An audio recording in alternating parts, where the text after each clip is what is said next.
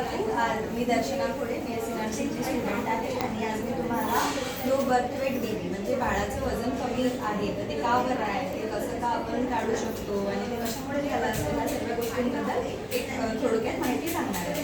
ठीक आहे, तर सांगू ना. तर सर्वात पहिले तर बघू आपण लो बर्थ वेट म्हणजे काय. तर बाळाचं वजन जर डिलिव्हरीनंतर 2.5 किलोपेक्षा कमी असतं तर त्याला आपण लो बर्थ वेट बेबी म्हणतो. किती 2.5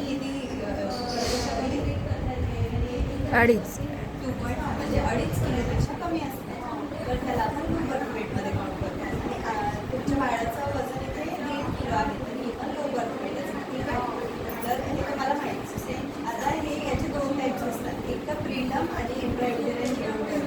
प्रीटर्म म्हणजे अगर बाळाचं डिलिव्हरी 9 महिन्याच्या पहिले झाली तर तुमच्या बाळाची डिलिव्हरी 7 महिन्यात झाली तर ते प्रीटर्मच आहे, त्याच्यामुळे याचं वजन कमी आहे असं आपण विचार करू शकतो. किंवा दुसरं असेल इंट्रायुटेरल ग्रोथ रिटार्डेशन, तर तुमच्या गर्भपिशवीमध्ये तिची बरोबर ग्रोथ नाही झाली, तिला बरोबर पोषण आहार नाही मिळाले तर त्याच्यामुळे पण होऊ शकतो, दूध खायला राहू शकतो. त्याच्या व्यतिरिक्त आणखी भरपूर सारे कारणं आहेत पण हे वाचलेलींचं प्रीटर्म लेबर जे मी आता तुम्हाला सांगितलं. जर तुम्हाला लेबर म्हणजे तुम्हाला पोट दुखणं आणि जे बाळाची डिलिव्हरी आहे ते 45 महिन्यात जर लवकर येऊन गेलं तर 7 महिन्यातच झालं, त्याच्यामुळे बाळाचं वजन कमी राहू शकते. नंतर क्रोनिक हेल्थ कंडिशन, तुम्हाला काही आजार आहे का, HIV, हेपॅटायटिस, एड्स अशा रिलेटेड काही आहे का आजार? खोकला होता, हे असा मोठा आजार नव्हता म्हणजे हे आता याच्यामुळे नाही झालं आहे बाळाचं वजन, हे आपण आता म्हणू शकतो. खोकला होता ना, हे मी जे सांगत आहे ना तुम्ही बघा आणि कोणत्या गोष्टीमुळे बाळाचं वजन कमी आलं आहे तुम्हाला नंतर मला सांगायचं. ठीक आहे, इन्फेक्शन, तुम्हाला काही इन्फेक्शन वगैरे झालं आहे का, बाळाला काय झालं आहे, इन्फेक्शन काय झालं म्हणजे इन्फेक्शनमुळे पण बाळाचं वजन कमी नाही झालं आहे हे आपण लो वेट ऑफ मदर. तुमचं वजन किती आहे, तुमचं वजन कमी आहे तर डायरेक्टली आपण बोलू शकतो की तुमचं वजन कमी बाळाचं वजन कमी आहे. ठीक आहे, 35 खूप कमी आहे का, डिलिव्हरी टाईममध्ये किती होतं?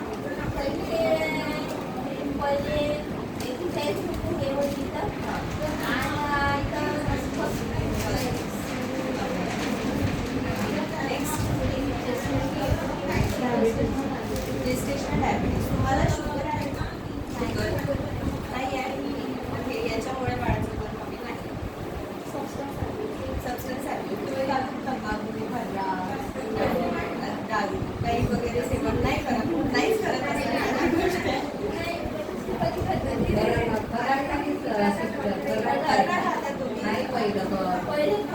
आपण एक कारण राहू शकतो की बाळाचं वजन कमी आहे ना, आपण एक कारण राहू शकतो.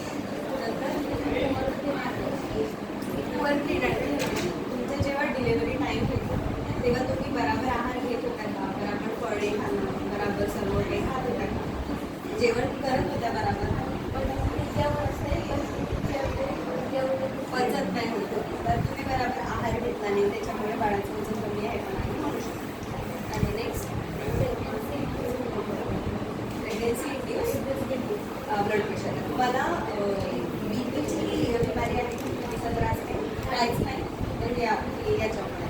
ठीक आहे, तर यानंतर येतात आता झालं की कशामुळे होऊ शकते, कशामुळे होऊ शकते म्हणजे तुमच्या बाळाचं वजन कोणत्या गोष्टींमुळे कमी आहे तुम्हाला आता लक्षात आलं, कोणत्या म्हणून बाळाचं कमी आहे, बराबर आहार घेतला नाही तुम्ही डिलेव्हरीमध्ये त्याच्यामुळे कमी आहे, किंवा तुम्हाला खर्राचं वगैरे पण खात होत्या त्याच्यामुळे पण असू शकते. ह्या 3 गोष्टी आहेत. ठीक आहे, 3 गोष्टी सोडायला पाहिजे, नाही खाण्यात का होते बरोबर आहे. आपल्या बाळासाठी काळजी घ्यायला लागते मग. नंतर येते आता प्रॉब्लेम. तर आता त्याच्यामुळे काय काय प्रॉब्लेम झाले, आता बाळामध्ये लो ऑक्सिजन लेवल, आता बराबर आहार पोहोचणार नाही तर बराबर ऑक्सिजन पण पोहोचणार नाही, हे एक प्रॉब्लेम राहू शकतो. नंतर inability to maintain body temperature, म्हणजे बाळाचं जे बॉडीचं टेम्परेचर आहे, गरमाहट आहे ते बराबर मेंटेन नाही राहणार, हे पण एक प्रॉब्लेम होऊ शकते. नंतर डिफिकल्टी इन फीडिंग, तुम्हाला बाळाला दूध पाजण्यामध्ये त्रास होऊ शकते, जसं तुम्हाला बरोबर दूध पडणार नाही तुमच्या अंगात किंवा बाळ बरोबर की सगळं काय करणार म्हणजे हां, तर ते होऊ शकते. नंतर बाळाचं वजन वाढण्यामध्ये पण दिक्कत होऊ शकते. नंतर येते इन्फेक्शन. बाळाला इन्फेक्शन लवकर होऊ शकते. आता का बरं लवकर होईल?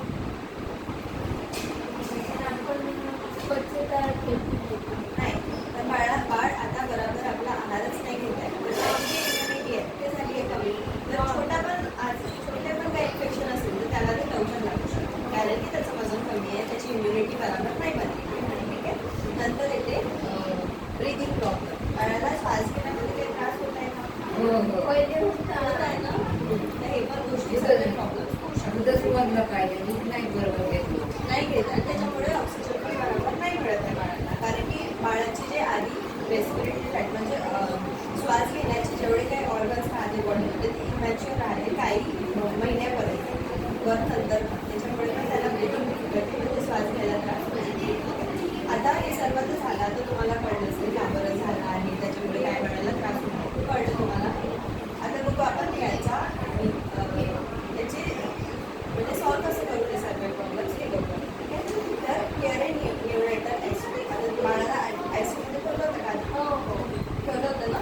तर ते आयसीयूमध्ये बरोबर काळजी घेतलीच असेल सिस्टर आणि डॉक्टर लोकांनी.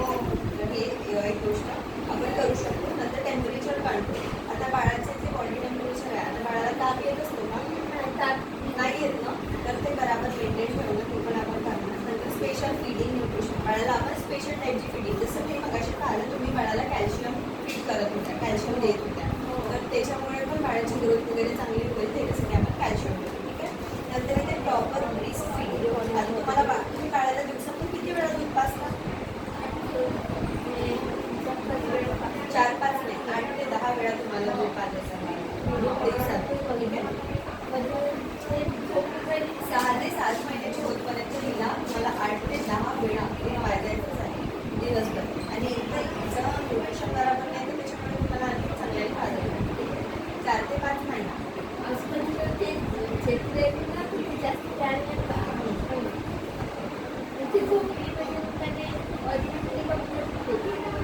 पण तुम्ही जास्त वेळ म्हणजे पाजायचा प्रयत्न करा. 8 ते 10 वेळा निदान झाला पाहिजे. नंतर इथे ट्रीट फॉर कॉम्प्लिकेशन. आता बाळाला काही कॉम्प्लिकेशन येत आहे तर त्याला आपण ट्रीट करतो. आता कांगारू मदर केअर म्हणजे काय? तर बाळाच्या अंगाचा स्पर्श डायरेक्ट तुमच्या अंगाला झाला पाहिजे याला म्हणतो आपण कांगारू मदर केअर. तर तुम्हाला बाळाला एक तर तुम्हाला कपडे काढून घ्यायचे आहे वरचे आणि बाळाला त्याच्या पूर्ण बॉडीच्या जवळ घ्यायचे आहे. नंतर दूध पाजतो. ठीक आहे. तुम्ही सहज जे बसून आहे तसे मागे अशी ठेवू शकता, पाय लांब ठेवू शकता, बाळाला इथे घ्यायचं आणि नंतर दूध पाजायचं. याने काय होते की तुमचं जे मिल्क सिक्रेशन आहे ते पण वाढते म्हणजे तुमच्यामध्ये दुधाचं जे प्रोडक्शन आहे ते वाढते. बाळ पण चांगल्याने दूध पिऊ शकते. तुमच्या अंगाची गरमाहट बाळाला मिळते आणि मदर आणि चाइल्डचं जे कनेक्शन आहे ते पण वाढते. ठीक आहे. तर हे आपण करू कांगारू मदर. कळलं तुम्हाला? काय विचारायचं आहे ते विचारा. काही विचार कळलं ना. तर कांगारू मदर केअर आणि